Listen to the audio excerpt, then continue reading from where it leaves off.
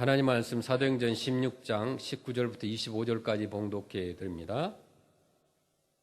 여종의 주인들은 자기 수익에 소망이 끊어진 것을 보고 바울과 실라를 붙잡아 장토로 관리들에게 끌어갔다가 상관들 앞에 데리고 가서 말하되, 이 사람들이 유대인인데 우리 성을 심히 요란하게 하여 로마 사람인 우리가 받지도 못하고 행하지도 못할 풍속을 전한다거늘 무리가 일제히 일어나 고발하니 상관들이 옷을 찢어 벗기고 매로 치라 하여 많이 친 후에 옥에 가두고 간수에게 명하여 든든히 지키라 하니, 그가 이러한 명령을 받아 그들을 깊은 옥에 가두고 그 발을 착고에 든든히 채웠더니 한밤중쯤 되어 바울과 실라가 기도하고 하나님을 찬송하며 제수들이 듣더라.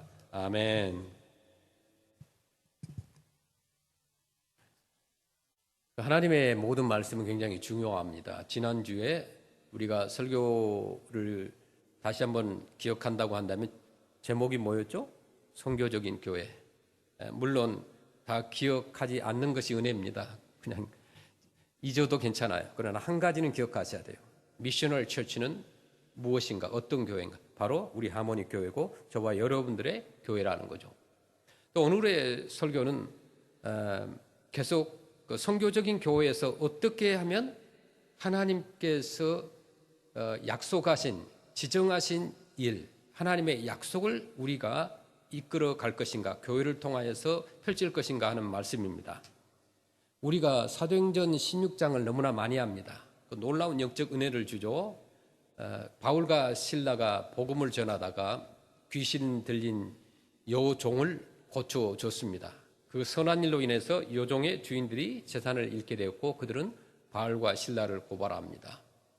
가끔 오후에 우리 목예배 때 귀신 들린 분들이 있어서 귀신을 쫓아내기 힘드니까 저를 부르기도 합니다. 물론 저도 안 될 때도 있어요. 저는 그런 귀신 쫓는 은사를 가지고 성령 사역을 중심으로 하는 목회자가 아니기 때문에, 그러나 하나님께서 또 때로는 역사하셔서 귀신이 들린 사람이 나가는 걸 볼 수가 있습니다. 이것은 선교지에서 복음을 전하기 위해서 하나님께서 가끔 때로는 쓰신다는 거예요. 사용하시는 거예요. 저같이 굉장히 보수적이고 말씀 중심으로 하는 목회자이지만 하나님께서 때로는 성령의 강력한 감동을 주셔서 귀신 들린 자를 위해서 기도할 때 귀신이 나가는 것을 경험합니다. 모든 하나님의 말씀은 중요하죠.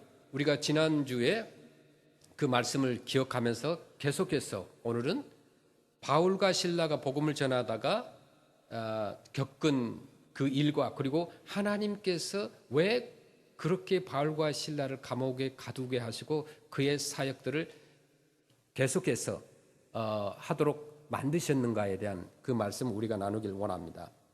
바울과 실라가 복음을 전하다가 잡혔습니다. 재판도 없이 옷이 벗겨지고 매를 맞고 감옥에 갇혀서 발에 착고까지 채워진 거예요. 오늘날 미국에서 복음을 전하다가 그런 사람은 없을 것입니다. 그러나 중동이나 또 굉장히 보수적인 불교를 가지고 있는 그런 나라에 가도 복음을 전하기가 힘들어요. 그러니까 라오스 가서 복음을 전하려고 미션 출입을 갔었는데 복음을 전할 수가 없어요. 거기는 베트남도 마찬가지고, 그래서 간접적으로 복음을 전하긴 합니다. 그와 마찬가지로 바울과 실라는 복음을 전하다가 억울함을 당하죠. 그래서 한밤중에 고통 속에서 선택한 것은 그들이 뭐였을까요? 감옥에 갇혔어요. 주님의 일을 하다가 감옥에 갇혔는데 원망을 하기보다는 감옥에 들어가서 기도와 찬송을 했다는 거죠. 그 기도와 찬송은 감옥에 울렸고 다른 제수들이 들었습니다. 여기서 우리는 한 가지 중요한 질문을 할 수 있어요. 왜 하나님은 그들을 이런 길로 인도하셨을까? 그냥 편안하게 복음을 전하면 또 전하도록 하시면 좋았을 텐데 왜 그들을, 바울과 실라를 감옥에 갇히게 만드셨을까? 사도 바울은 복음을 전하려 이제 빌립보에 왔습니다. 성령께서 아시아로 가는 길을 막으시고 꿈에 마게도냐 사람의 환상을 보여준 거예요. 우리를 위하여 복음을 전하러 와라. 그렇게 환상을 듣고 돌립니다. 그런데 이 여정, 바울과 실라의 여정은 우연이 아니라는 거죠. 하나님이 지정하신 일이라는 거예요. 하나님이 지정하신 일. 이것을 이제 영어로 divine appointment라고 합니다. 여러분 많이 들어보셨을지도 몰라요. 바울과 실라는 감옥이라는 가장 절망적인 자리에서 하나님이 예비하신 놀라운 일을 경험하게 됐죠. 그곳에서 이제 간수에게 복음을 전하고 또 그의 가족들이 구원을 받는 역사가 일어나게 되는 거예요.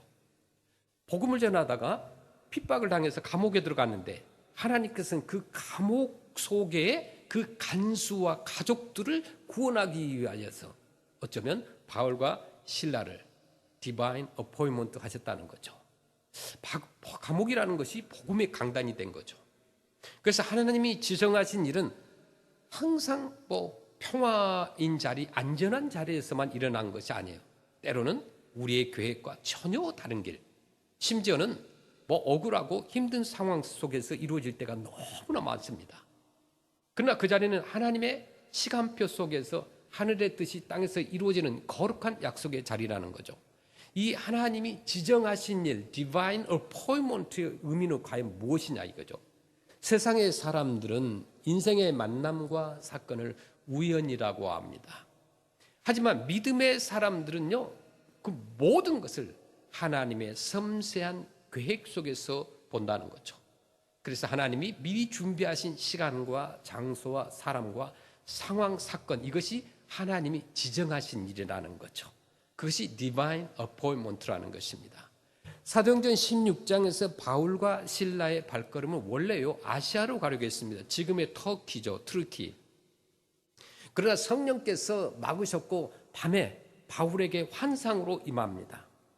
마게도자 사람이 서가지고 환상에 나타나가지고 건너와서 우리를 도우라는 거예요. 건너와서 우리를 도와라, 우리를 불쌍히 여기라는 거죠. 그런 환상이었습니다. 이것이 하나님의 시간표라는 거죠. 그래서 바울은 즉시 방향을 아시아로 가던 발걸음을 돌려서 배를 바꿔 타고 빌립보에 도착합니다. 그런데 도착하니까 기도처를 찾다가 루디아를 만나게 되는 거예요. 그 당시에는 무슨 호텔이나 여관이 없었기 때문에 이제 기도처를 찾는 거죠. 진짜 하나님께서 준비하신 기도처를 찾습니다. 그런데 그때 루디아를 만납니다. 루디아는 이미 바울이 가기 전에 예수님을 믿었던 사람이에요. 그러니까 미리 믿는 사람을 준비해 두신 것입니다. 그래서 루디아를 만나고 그 루디아의 가족들이 세례를 받습니다. 이 모든 과정이 하나님의 계획이었다는 거죠. 성경 속에서 하나님이 지정하신 일이 얼마나 많은지 몰라요.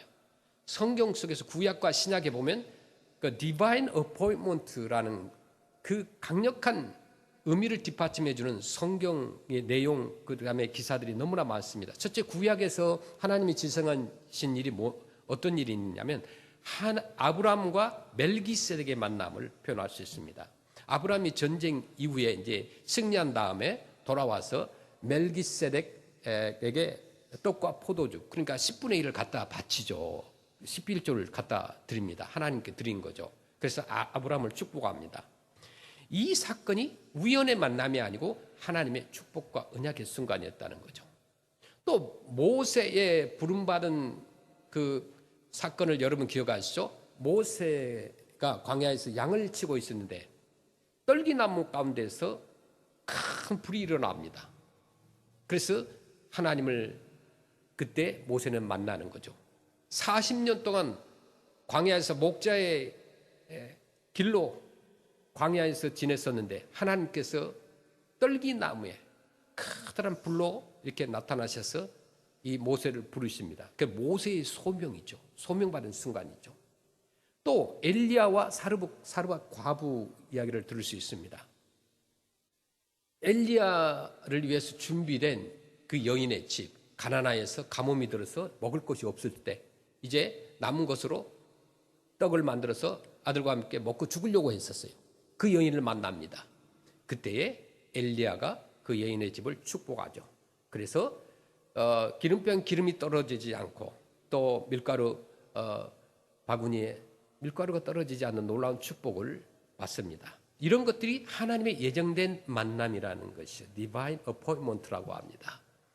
그러면 신약에서 살펴보면요, 사가랴와 천사 가브리엘의 이야기가 나옵니다. 분양하던 시각과 하나님의 때에 아들을 낳을 것이라고 탄생 소식을 듣습니다. 그리고 예수님과 사마리아 여인의 만남이 있죠. 사마리아를 통과하여야 하겠는지라. 요한복음에 그렇게 나오는데 생수의 복음을 전하기 위해서 반드시 예정된 만남이었다는 거죠. 그 사마리아 여인을 구원하시기 위한 하나님의 지정된 예비하심, 또 축복이라는 거죠. 또 신약에 보면 빌립과 에디오피아 네시의 만남입니다. 성령이 빌립을 광야로 보냅니다. 그런데 광야로 가다 보니까 이사야서를 읽는 네시를 만나게 돼요. 그 네시에게 가서 복음을 전하게 되고 말씀을 깨우쳐 줍니다. 또 바울과 루디아의 만남이 있습니다. 빌립보에서 기도처를 찾던 중에 주님께서 루디아의 마음을 열어 말씀을 듣게 합니다. 그다음에 성경적 원리에서 하나님이 지정하신 일, divine appointment는 무엇이냐? 그것은 하나님의 주권적 계획 안에 있다는 거죠. 시편 37편 23절에 보면 우리의 걸음은 하나님의 시간과 장소 안에서 인도된다고 말씀합니다. 하나님이 지정하신 일은 뭐냐? 성령의 인도에 민감해야 그것을 알 수가 있어요. 사도행전에 보면은 바울이 아시아로 가려고 할 때 성령이 막으셨죠. 그래서 마게도냐의 환상으로 길을 바꾸셨습니다. 그 하나님이 지정하신 일은 또 어떻게 해야 되냐? 순종으로 받아야 돼요. 순종 쉽지 않아요. 단어는 쉬워요. 순종이라는 말은 쉽습니다. 그러나 순종하기는 어려워요. 하나님이 원하신 대로 온전히 순종하기란 쉽지 않아요. 누구든지. 교회에서 우리가 주님의 일을 하다 보면 나보다 경험도 많고 또 나이도 어리고 지식도 없는, 어쩌면 나보다 경험이 없는 사람, 나보다 어떻게 보면 배움도 짧은 사람, 그런 사람이 리더로 있을 때 내가 순종한다는 건 쉽지 않아요. 인간적인 마음이 들기 때문에. 그러나 여러분, 우리 크리스찬들은요, 부족해도 리더로 세움을 받은 사람이 있다면 그 사람에게 순종하는 것이 믿음이에요. 그 리더를 여러분이 존중할 줄 알아야 돼요. 그것이 디바인 어포인먼트에 속한다는 거죠. 특별히 목회자나 또 교회 안에 각 기관의 리더의 의견을 무시하고 자신이 하고 싶은 대로 하는 사람은, 고집과 아집이 강한 사람은, 그런 사람들은 교회 봉사로 왔을 때 시험에 들게 합니다. 집에서 기도하는 것이 더 좋죠. 우리가 BBS 때 많은 봉사자들이 왔는데 LA 지역의 큰 교회에서 목회를 하셨던 그 어느 목사님, 그분의 이야기를 제가 들었습니다.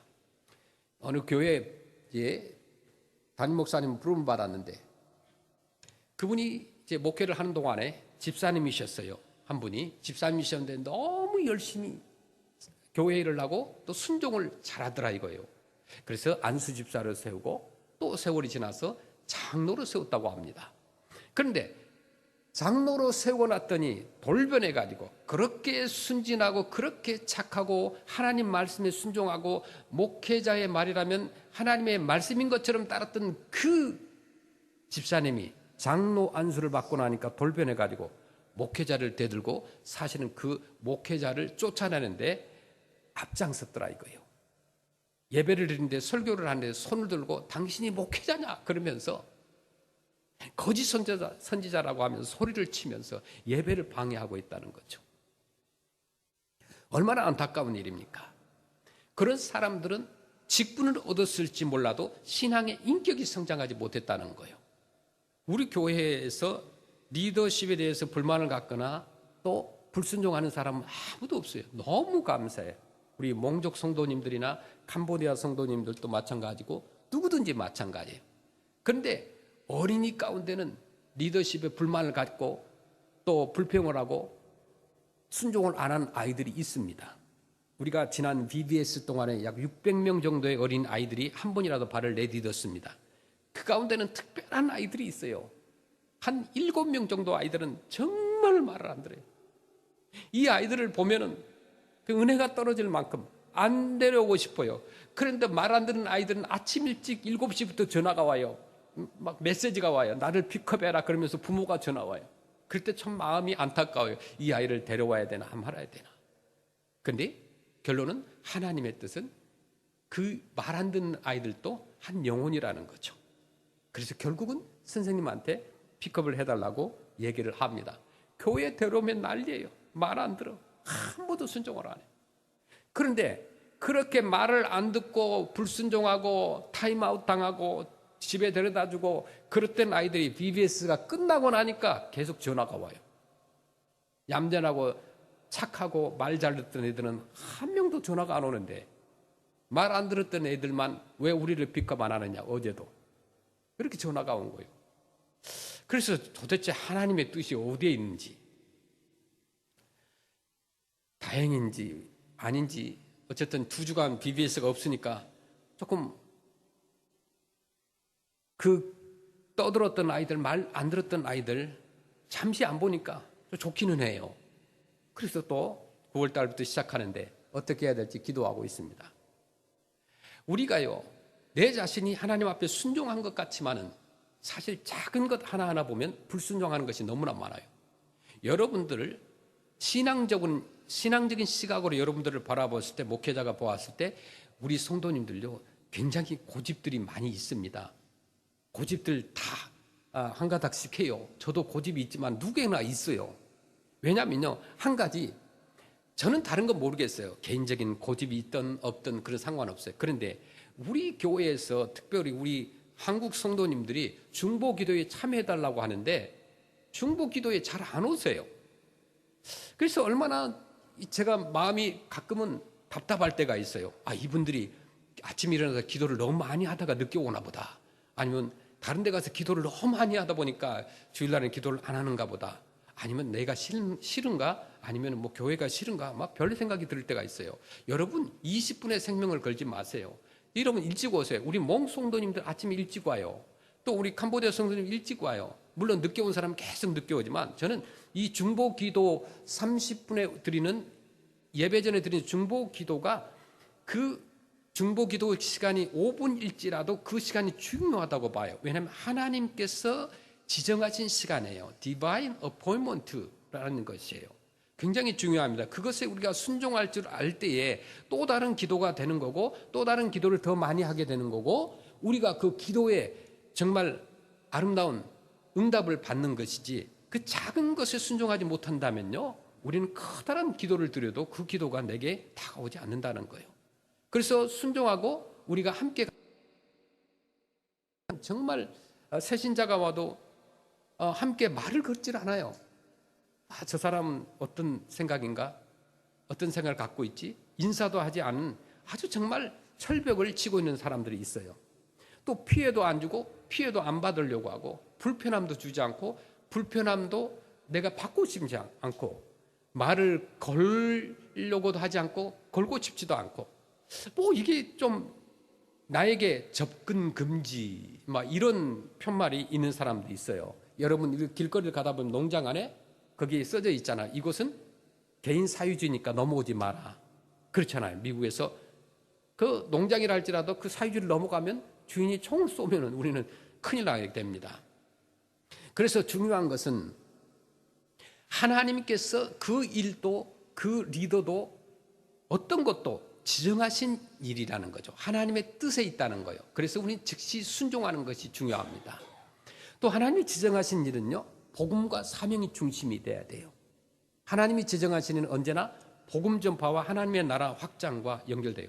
전도라는 것, 선교는 하나님께서 지정하신 일입니다. 아멘입니까? 하나님이 지정하신 일이에요. 이것은 사람이 지정한 일이 아니라는 거예요. 그럼 어떻게 하면 하나님이 지정하신 일을 우리 크리스찬들은 놓치지 않을 것인가? 굉장히 중요한 것인데, 여러분 너무나 잘 압니다. 그것은 기도로 준비하는 것이 필요해요. 기도는요, 하나님의 시간표에 민감하게 반응하는 겁니다. 그런데 하나님의 뜻을 어떻게 분별할 것인가? 말씀으로 분별해야 돼요. 말씀은 하나님의 뜻을 분별하는 영적 분별력의 기준이 된다는 거죠. 성령의 음성에 귀를 기울여야 돼요. 그러기 위해서는 기도하는 시간이 필요해요. 조용하게 기도하던 나와의 하나님과의 조용한 그 콰이어 타임을 통하여서 성령의 음성을 듣게 됩니다. 내 계획보다 성령의 인도에 우선권을 주라는 거죠. 그래서 즉시 순종해야 돼요. 기회는 종종 한 번만 주어질 때가 있습니다. 그 성공의 기회, 뭐 어떤 여러분이 프로모션 될 기회, 아니면 좋은 학교에 갈 기회, 뭐 좋은 직장, 좋은 비즈니스 찬스, 이런 것들이 꼭 한 번만 주어질 때도 있더라 이거예요. 내일로 미루지 말라는 거죠. 주님께서 오늘 말씀하시면 오늘 순종하는 것이 필요합니다. 두 번째는 고난도 하나님의 시간표 안에 있다는 것을 우리가 인정해야 돼요. 그런데 하나님의 계획 속에서도 고난이 함께 온다는 거죠. 오늘 본문에 보니까 기도하러 가던 길에 점치는 귀신 들린 여종을 만나게 됩니다. 오늘날로 말하면 한국에는 기업이 있다고 해요. 어떤 기업이냐 하면은 특별한 기업.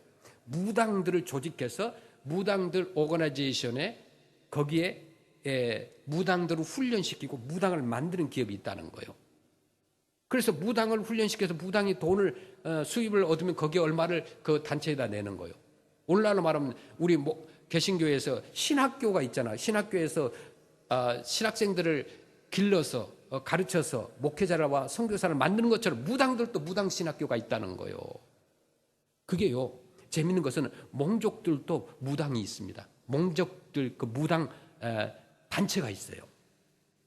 처음에 제가 25년 전에 프레스노 왔을 때 지금 많이 없어졌는데 각 몽족 집집마다 거의가 이렇게 이상한 표적들을 달아놨습니다. 거기에 부적들을 붙여놨죠.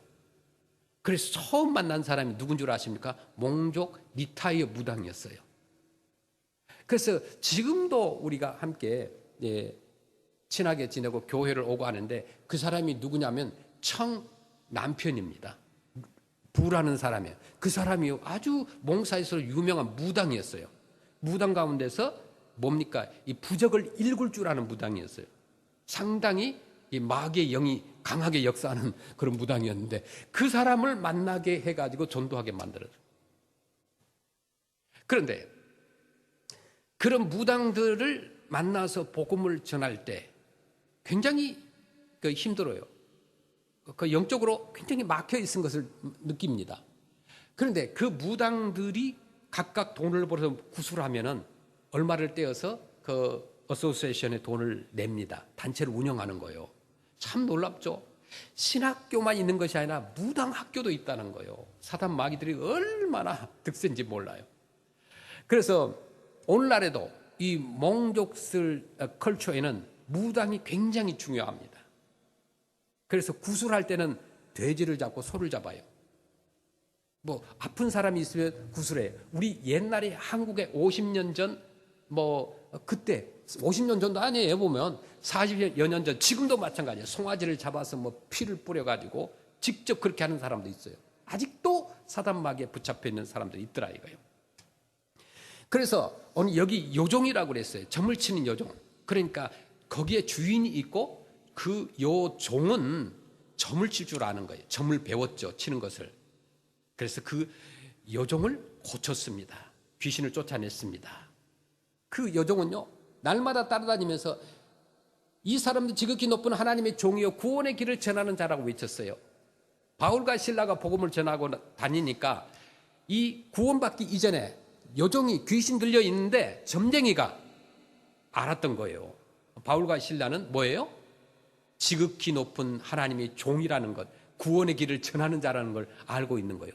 여러분 사단 마귀가요, 여러분이 예수 믿는지 안 믿는지 알아요. 사단 마귀는 여러분들이 확실한 하나님의 자녀인지 아닌지 마귀는 알고 있다는 거예요. 그래서 사단 마귀 두려워할 필요가 없어요, 여러분. 그래서 여러분들이 죄를 짓거나 또 믿음이 약해지거나 그러면요, 가장 먼저 사단 마귀가 즐거워한다는 거예요.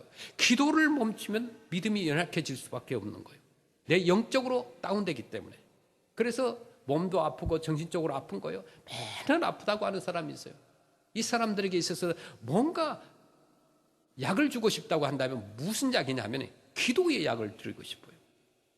기도를 하니 할 때에 사단 마귀는 우리를 틈을 못 하다는 것이죠. 그래서 여기에 종이 바울과 실라를 이 점쟁이가 지극히 높은 하나님의 종이다, 구원의 길을 전하는 자다, 오늘날로 말하면 선교사다, 목회자다, 전도자다 알고 있다는 거예요. 바울은 그 말을 들을 때 괴로워했어요. 왜냐하면 성령의 영감에서 나온 말이 아니거든요. 그냥 얘기하는 거예요. 그들도 알아요, 예수님이 누군지. 그래서 사도 바울이 예수 그리스도의 이름으로 귀신을 쫓아내자. 그 점쟁이 여종은 이제 새로운 사람이 된 거예요. 점을 더 이상 칠 필요가 없어요. 그때 종의 주인이 분노를 합니다. 이유는 간단해요. 더 이상 점을 칠 수 없으니까 인컴이 없어지잖아요. 그들의 눈에는 그 여종의 자유를 얻은 기적보다 자기들의 손익계산서가 더 중요했던 거죠. 그 결과 바울과 실라는 재판도 없이 옷이 찢겨지고 매를 맞고 감옥에 갇힙니다.